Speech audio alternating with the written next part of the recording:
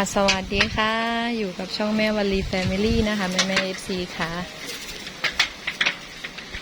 วันนี้ลมแรงมากนะคะฝนจะตกแล้วค่ะ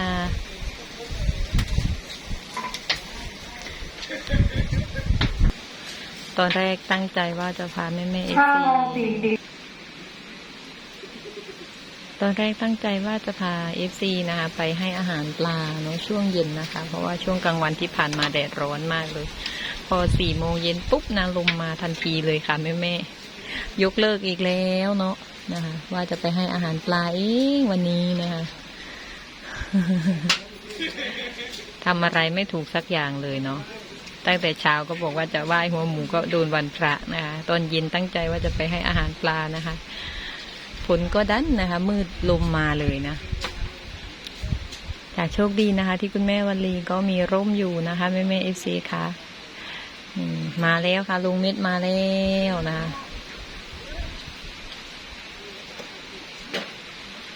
มาแล้วค่ะแม่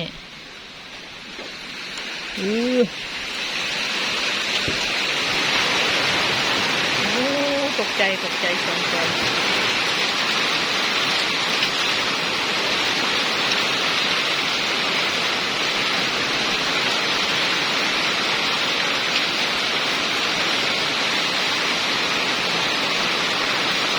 แล้วฝนก็ตกนะคะจากที่ร้อนมาทั้งวัน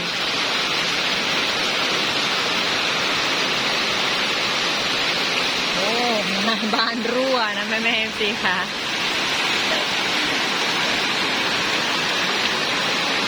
รั่วทุกที่เลยนะคะหยดปอกแป๊กเลยด้านนู้นก็จะเป็นคุณยายทองคำค่ะคุณยายทองคำอยู่ด้านนู้น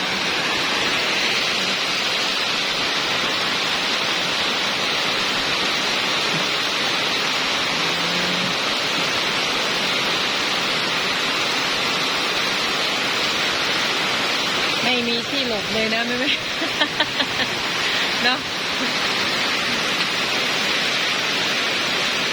ไหลโจกเลยนะคะโอ้ยบ้านเนาะเลยมีแต่รูรั่วนะแม่ค่ะเลยคุณแม่วลีไม่เปียกนะคะนี่โอ้ดูนะคะทางนู้นกองอ้อยเยาะเลยนะพี่ช้างทางนู้น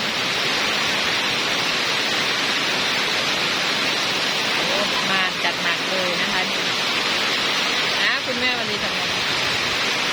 เล่นน้ำฝนแล้วเล่นน้ำฝนแล้ว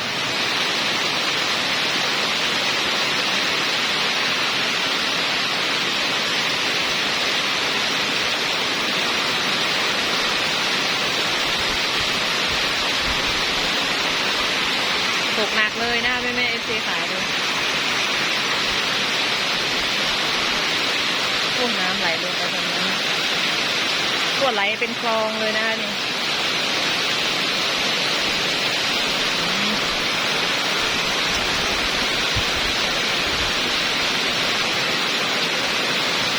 น่าจะยาวนะคะ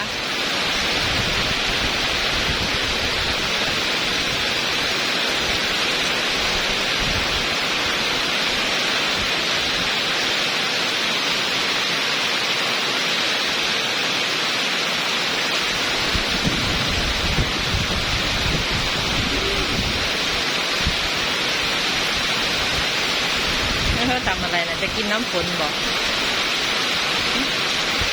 ทำอะไรนะเขาดึงอยากย่าย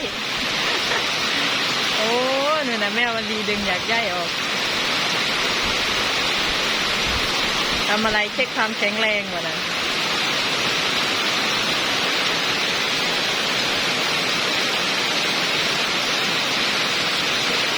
ได้แล้ววันหยุดของเราก็ผ่านไปได้หยุดอีกทีก็วันที่23ค่ะแม่FCค่ะ1 เดือนก็ได้หยุด2 วันนะคะมีวันที่23โอ้ตกแรงเนาะตกมาแรงๆเลยค่ะหญ้าจะได้ฟื้นฝนตกมาก็ควานเดี๋ยวจะได้ไม่ต้องไปตัดหญ้าไกลด้วย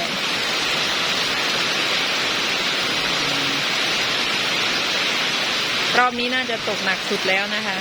ตั้งแต่มาอยู่ที่นี่เดือนกว่าเดือนครึ่ง รอบนี้หนักสุดแล้วนึกว่าตัวเองเป็นตัวแรงนะเนี่ยได้แล้วฝนก็ตก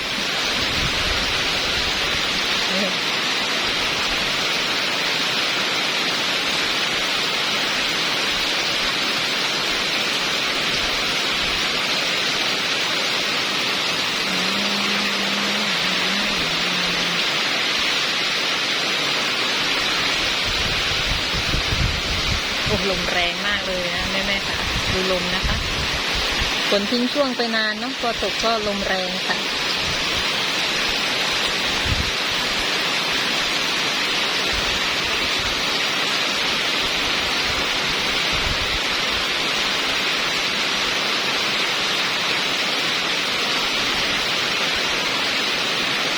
โอ้ดูพี่ๆทางโน้นนะคะ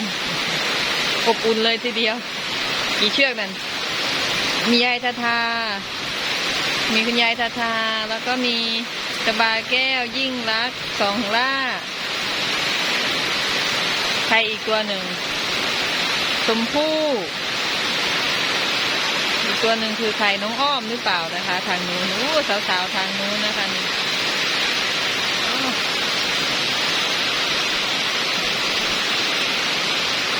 โอ้ยสงสัยจะมีช้างอยากเล่นน้ำฝนนะแม่สงสัยจะมีช้างตัวหนึ่งอยากเล่นน้ำฝนนะคะ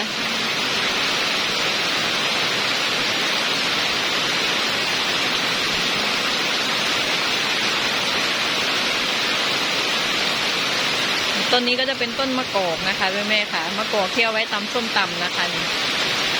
ลูกดกมากเลยแต่ว่าไม่มีเนื้อนะมีแต่เม็ดนะคะเห็นแต่ควานแอวเก็บไปตำควานแอวก็ชอบกินส้มตำใส่มะกอกฝนสาด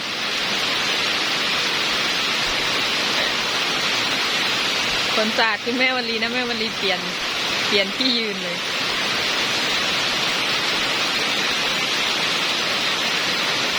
โอ้ยเป็นสีง่วงนอนของแม่วลีอากาศมันดีเนาะดูแลง่วงนะแม่ค่ะฝากกดติดตามช่องแม่วันลีแฟมิลี่ด้วยนะคะเป็นกำลังแรงใจให้กับสาวพุงย้อยของเราด้วยนะคะคุณพ่อคุณแม่ค่ะเป็นกำลังใจให้ยุ้ยทำคลิปของคุณแม่วันลีนะคะฝากกดติดตามกดกระดิ่งด้วยนะคะแต่สำหรับคลิปนี้นะคะก็ต้องขอตัวลงไลฟ์แล้วนะคะขอบพระคุณทุกท่านนะคะที่แวะมาพูดคุยนะรับชมคลิปของเรานะคะ